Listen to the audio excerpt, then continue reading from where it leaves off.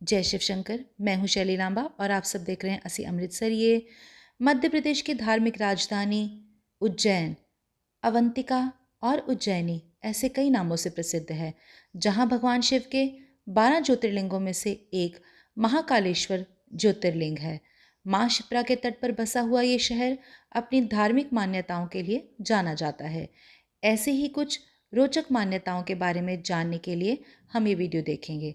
Video देखने से पहले अगर आपने मेरे चैनल को सब्सक्राइब नहीं किया है तो उसको सब्सक्राइब कर दीजिए और इस वीडियो को लाइक और शेयर कर दीजिए। साथ ही साथ बेल आइकन प्रेस कर दीजिए ताकि आपको सारे नोटिफिकेशंस मिलती रहें।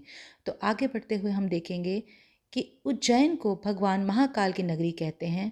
शिव पुराण के अनुसार उज्जैन में बाबा महाकाल का मंदिर बहुत प्राचीन है। इस मंदिर की स्थापना द्वापर युग में भगवान श्री कृष्ण के पालनकर्ता नंद जी की 8 पीढ़ी पूर्व हुई थी। और आप सब जानते हैं 12 ज्योतिर्लिंगों में से इस मंदिर में दक्षिण मुखी होकर विराजमान हुए हैं भोलेनाथ। महाकाल मंदिर के शिखर के ठीक ऊपर से कर्क रेखा गुजरी है। इसी वजह से इसे धरती का नाभिस्थल भी माना जाता है। महाकालेश्वर मंदिर से मिली जानकारी के अनुसार ईस्वी पूर्व 6वीं शताब्दी में उज्जैन के राजा चंद्रप्रद्योत ने महाकाल परिसर की व्यवस्था के लिए अपने बेटे कुमार संभव को नियुक्त किया था और के अंतिम दशकों में पूरे मालवा पर परमार राजाओं का कब्जा हो गया। 11वीं शताब्दी के 8वें दशक में गजनी सेनापति द्वारा किए गए आघात के बाद 12वीं सदी में पूर्वार्ध मंदिर का पुनर्निर्माण हुआ।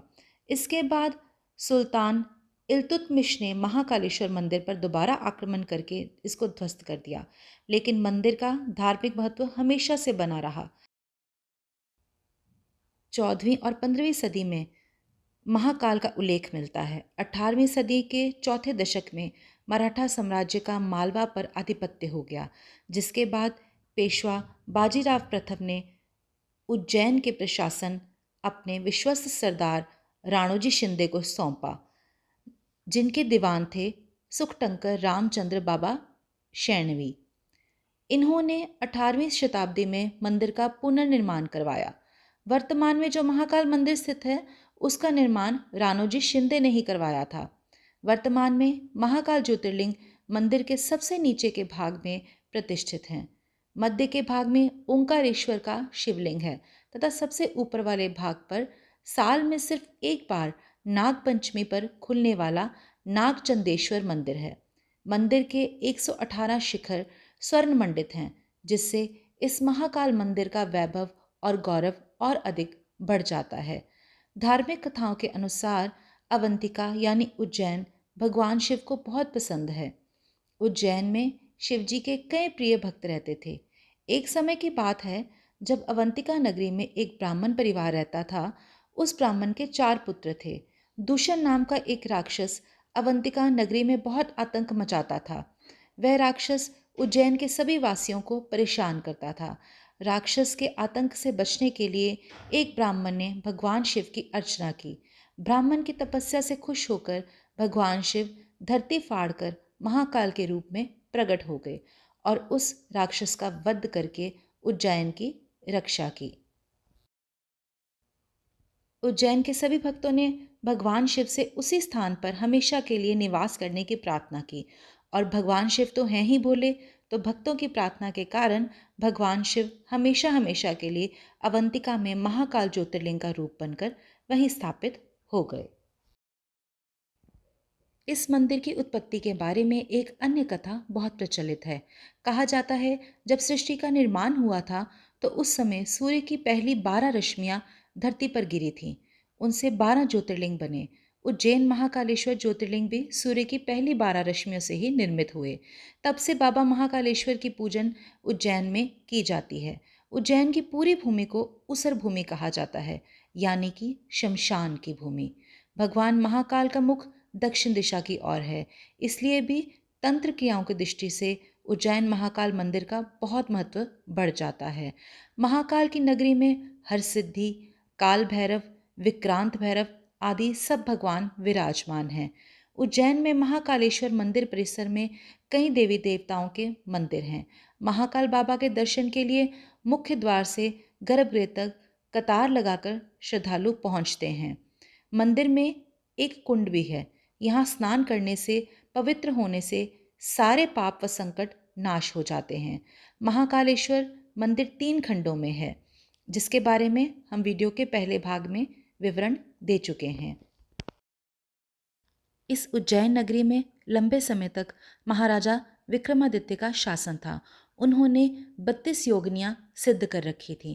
साथ ही उन्होंने एक बेताल भी सिद्ध कर रखा था। आपको ये बता दें कि बाबा महाकाल सृष्टि की उत्पत्ति के साथ स्वयं प्रकट हुए थे। आज भी उज्जैन के राजा महाकाल ही हैं।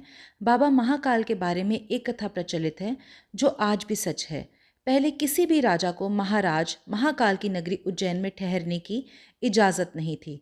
ऐसा इसलिए था क्योंकि कहा जाता है सदियों पहले कोई और राजा एक रात यहाँ गुजार ले तो उसे उसकी सल्तनत गंवानी पड़ती थी। इसी वजह से महाकाल की शरण में रहने के लिए सिंधिया राजघराने ने महल बनवाया। उस समय में सिंधिया राजघराने ने उज्जैन में कालीदह महल अपने ठहरने के लिए बनाया था। कहा जाता है उज्जैन जाने पर सिंधिया महाराज इसी महल में ठहरा करते थे। आज भी प्रधानमंत्री और मुख्यमंत्री रात के समय उज्जैन में नहीं रुकते। साथ ही कांग्रेस के सांसद ज्योतिराज सिंधिया भी इस नगरी में रात के समय कभी नहीं रुके। ये आज भी बाबा महाकाल यहाँ के एक छत्र राजा हैं और मान्यता है अगर कोई मुख्यमंत्री या प्रधानमंत्री यहाँ पर एक रात गुजार लेगा तो उसे अपनी सत्ता गंवानी पड़ेगी। यहाँ पर भस्म आरती होती है और उसका बहुत महत्व है। शिव पुराण के अनुसार भस्म सृष्टि का सार है। एक दिन पूरी सृष्टि को इसी राख में परिवर्तित होना है। सृष्टि के सार भस्म को भगवान शिव सदैव धारण किए रहते हैं। इसका अर्थ है कि एक दिन ये संपूर्ण सृष्टि शिवजी में विलीन हो जाएगी। भस्म तैयार करने के लिए कपिला गाय के गोबर से बने कंडे, शमी, पीपल, पलाश, बड़, अमलतास और बेर के वृक्ष की लकड़ियों को एक साथ जलाया जाता है। इस दौरान उचित मंत्रोच्चार भी किया जाता है। इन चीज़ों को जलाने पर जो भस्म प्राप्त होती है उसे कपड़े से छान लिया जाता है। इस प्रकार तैयार की गई भस्म को भगवान शिव को अर्पित कर दिया जाता है। ऐसी मान्यता है कि शिव जी को अर्पित की गई भस्म का तिलक लगाना चाहिए। जिस प्रकार भस्म से कई प्रकार से वस्तुएं शुद्ध और साफ हो जाती हैं, उसी तरह से भगवान शिव को अर्पित की गई भस्म का तिलक लगाने से अक्षय पुण्य की प्राप्ति होती है।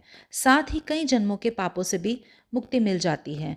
महाकाल की पूजा में भस्म का विशेष महत्व है। यही इनका सबसे प्रमुख प्रसाद है। ऐसी धारणा है कि शिव के ऊपर चढ़े हुए भस्म का प्रसाद ग्रहण करने से सारे रोग दूर हो जाते हैं। आई होप आपको मेरी वीडियो पसंद आई है। अगर आपको मेरी वीडियो पसंद आई है तो इसको लाइक कीजिए, इसको शेयर कीजिए और मेरे चैनल को सब्सक्राइब कीजिए और बेल आइकन दबा दीजिए ताकि आपको सारी नोटिफिकेशंस मिलती रहें। जय शिव शंकर।